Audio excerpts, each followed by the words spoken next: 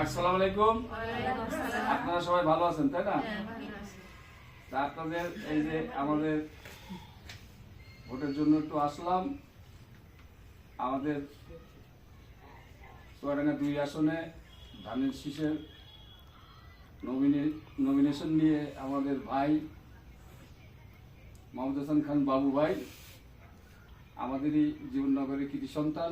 আপনারা হয়তো বা অনেক ইতিমধ্যে জেনেছেন। তো আমরা ধানের শীষের জন্য ভাইয়ের জন্য আপনাদের কাছে আসছি। সেই এলাকার সন্তান হিসাবে আপনারা ধানের শীষে ভোট দিবেন। আপনাদের বিবেচনা আপনাদের কাছে। আপনারা সবাই মন খুলে দোয়াও করবেন এবং আপনারা একটু পার্শ্ববর্তী আপনাদের যারা আছে, হ্যাঁ অবশ্যই যারা আছেন পার্শ্ববর্তী যারা আছে তাদেরকে একটু সবাই একটু দয়া করে করবেন, বলবেন। এবং ইনি যদি ভোটে আমরা যদি এনাকে তারেক রহমানের হাতকে শক্তিশালী করতে পারি, তাহলে আমাদের প্রয়োজন এনাকে ভোট দিয়ে পার্লামেন্টে পাঠানো, তাহলে তারেক রহমানের হাত শক্তিশালী হবে। আর রাষ্ট্র ক্ষমতায় বিএনপি গেলে আপনাদের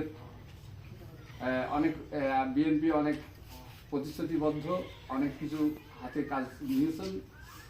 যেমন এই একটা রেশন কার্ড মতন বিএনপি এবার ফ্যামিলি কার্ড দিবে মায়েদের হাতে, যে প্রত্যেক কার্ডটা হবে আপনার প্রত্যেক মায়ের হাতে দেবে। ফ্যামিলির প্রতি প্রত্যেক মায়ের হাতে এই কার্ডগুলো দেওয়া হবে। সেই কার্ডে আপনারা অন্তত 2500 থেকে 3000 করে টাকা পাবেন। তাই দিয়ে মায়েরা সংসারের জন্য যা যা করণীয় করবে। যেমন টিপিসি কার্ডগুলো আছে, টাকা দিয়ে আপনাদের তাদের সেই মায়েরা সেই টিপিসি কার্ডগুলো দিয়ে আপনাদের কিন্তু টাকা দিয়েছে মাল তুলতে হবে। আর এতে আপনার টাকা দিয়ে আপনার মাল তুলতে হবে না। আমরা ওই কার্ডের বিনিময়ে আপনি ব্যাংক থেকে অর্থ পাবেন এবং সেই টাকা দিয়ে আপনি আপনার বাচ্চার স্কুল ফি দিতে পারবেন, একটা কিছু করতে পারবেন, একটা ড্রেস বানাইতে পারবেন, সংসারে একটা কি কাজে লাগাইতে পারবেন। আর এই হচ্ছে আমাদের ফ্যামিলি প্ল্যানের মাদের হাতে তুলে দেওয়া নিম্ন মধ্যবিত্ত পরিবারের জন্য দেবো আমরা 50 লক্ষ কার্ড একবারে।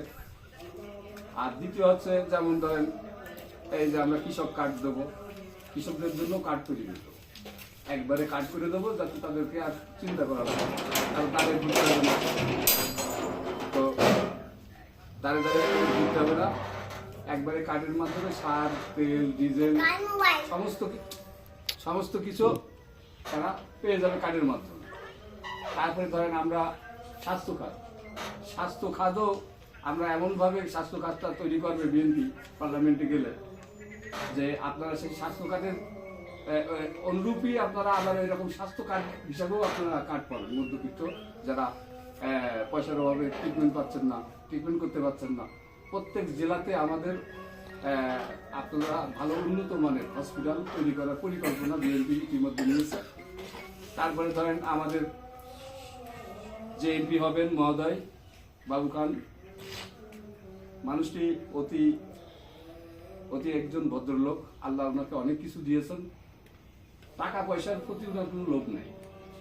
ওনার একটাই চাওয়া পাওয়া শেষ জীবনে সে একটু মানুষের সেবা করতে পারবে শেষ জীবনে।